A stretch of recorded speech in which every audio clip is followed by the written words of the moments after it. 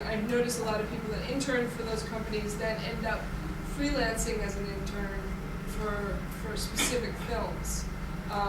It's just a question of what connections you have with what. I mean, if I knew a guy who interned a couple of years ago at Post Factory, where they do a lot of editing, which is a really fun, cool place, and he got noticed by a music editor, and the next thing you know, he was interning on I forget the name of what the film was, but it was a pretty good film that had a lot of music on it, and it was just they didn't have money for an assistant, so he's now music editing, on his own. So cut to several years later. So I mean, there are those stories. It's all about being persistent, being competent, and frankly, being somebody that people want to be around. That set, like it or not, that is part of it. Did you have a question? Yeah. You mentioned that sound people are the most hated people on the set. Mm-hmm. How do you deal with that, and does it put a certain pressure on you, and does it affect your product? I dealt with it by leaving that job.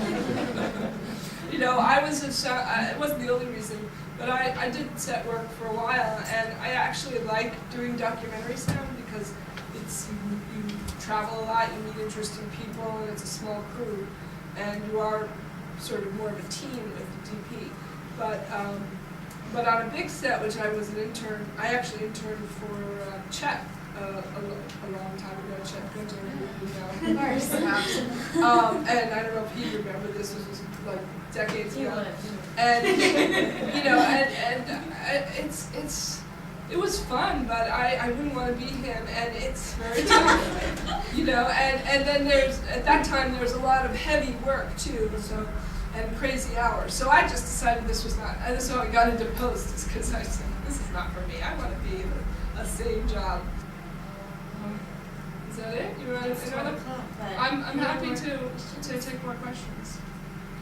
Well, we're gonna have lunch also, right? Where's Emily? Is she not? Okay, Kate. Where are we having lunch? Downstairs. Yeah. I have one more last question. Sure. What has been your most pleasurable experience in cinema? I guess working for Robert Altman was about as good as it gets in general. I mean, he was such a wonderful collaborator. He trusted the people he hired. He trusted. He let us do our jobs. He didn't micromanage us. He had intelligent things to say. His films, I always found his film. My first job with him was on Shortcuts, and I was just like, this is one of the best movies I've ever seen, much less worked on. So that was a huge thrill. But I did have the pleasure or the unique experience of being an assistant and I actually was assistant and then became an editor on the remix of Goodfellas.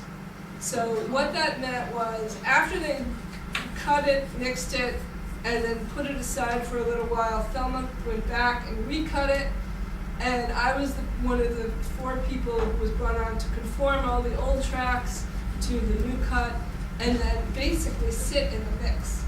And I just sat there like a fly on the wall and watched, Tommy Fleischman was the mixer, and of course Marty Scorsese, and their interactions, and just him, like at one point his parents came in from Italy, literally got off the plane and came to the mix with all this food, and they're bothering him, and he's like, Mom, I'm trying to work here, it was just hysterical. And at the same time, that was another film that I was blown away by that film, and watching the details of it, how it is, the hours and hours and hours spent on just, a couple of minutes that, a mix can go on for 6 weeks. So you're taking apart every tiny frame in a way and tweaking it, especially at that time when we were still working on film. Those are probably 2 of my highlights. I don't know if they were, but one of your questions, Hannah, was, what is it that makes a project worth taking? I would say certainly a great film is always a pleasure to work on. but the people that you work with are probably I will take great people, great crew, great people in the picture department and director, people who are nice and collaborative over a great film. And money of course is a consideration too, but it's not my first consideration. It's not certainly my only consideration. And so you have the film itself, you have the people you're going to be working with, and then you have your what you're going to be paid to live off of from that job. Those are all things that as some I particularly consider. I'm sorry, it's just time's run out, but an hour is really not. It doesn't give justice to this subject matter. But So, what you said